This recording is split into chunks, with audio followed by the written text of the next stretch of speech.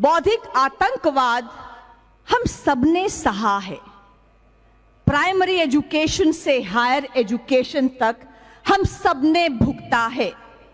मैंने स्वयं सहा है। उदाहरण देना चाहूंगी, 2008 दिल्ली यूनिवर्सिटी बीए पास कोर्स, टॉपिक पढ़ाया जा रहा है एंशिएंट कल्चर इन इंडिया। उसमें एक चैप्टर है 300 रामायणास बाय A.K. रामानुजन। क्या पढ़ाया जा रहा है उसमें? उसमें पढ़ाया जा रहा है कि भारत का एंशिएंट कल्चर कैसा था। पहला वाक्य क्या कहता है? रावण की छींक से सीता पैदा हुई। रावण सीता का बाप था। रावण ने गर्भ धारण किया, 8 महीने के बाद उसको छींक आई, उसके नाक से सीता पैदा हुई। दिल्ली यूनिवर्सिटी बीए पास कोर्स, कंपल्सरी सब्जेक्ट। लक्ष्मण और सीता के अनैतिक संबंध थे और हनुमान रात को लंका के शयन कक्षों में विचरा करते थे। वो मार्क्सवादी शक्तियां यूनिवर्सिटी में बैठी हुई हैं जो anti Hindi, anti Hindu, anti देश काम करने में लगी हुई हैं। हमने एक लिबर्टी ली सुप्रीम कोर्ट से कि हम जाएं और वाइस चांसलर को ये बात बताएं। बार बार लगातार हम लोग वाइस चांसलर साहब के पास गए। उसके बाद एकेडमिक काउंसिल में हम में से कुछ राष्ट्रवादी प्रोफेसर्स ने इसको एजेंडे में डाला, उठाया और इस चैप्टर को कोर्स से सदा के लिए हटा दिया गया। यहां तो तालियां बजी। तब क्या हुआ? तब राष्ट्रीय न्यूज चैनल से लेकर राष्ट्रीय समाचार पत्रों की हेडलाइन से लेकर न्यूयॉर्क टाइम्स और बीबीसी तक क्या कहा गया? Saffronisation of education, talibanisation of education, expression right to speech under threat in India. अभिव्यक्ति की स्वतंत्रता पर आघात हो रहा है। कौन कर रहा है ये आघात? ये आघात कर रहे हैं Hindu fringe elements.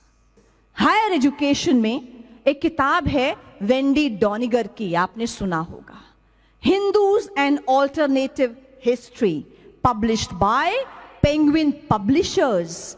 Wendy Doniger ने लिखी है, जो शिकागो की प्रोफेसर हैं। क्या लिखती हैं वो किताब में? वो लिखती हैं, Mangal Pandey was a drug addict, Jhansi की Rani was loyal to the British. Vivekananda और गांधी जी से अलग अलग पूछा गया, आप रात्रि के भोजन में क्या खाएंगे? उन्होंने कहा, गौ मांस परोसा जाए।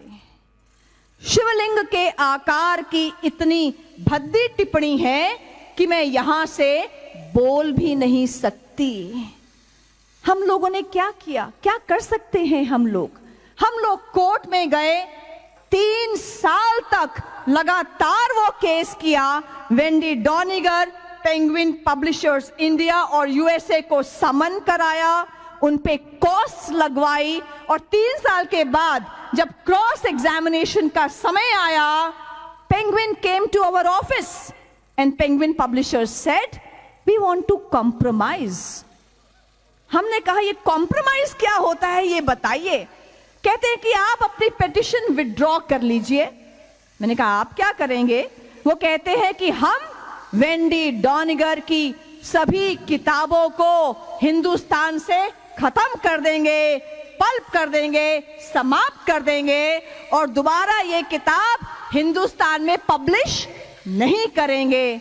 हमने कहा, आप लिखिए अपॉलॉजी कि आपने जो हिंदू धर्म को गाली दी है, आप उस पर अपॉलोजाइज फील करते हैं। कहते हैं, हम लिख देंगे, हम सब धर्मों का आदर करते हैं। बहुत प्यार से, बहुत अच्छे वातावरण में ये सारा कार्य हुआ। इसको आप बंद कर दें तो अच्छा रहेगा।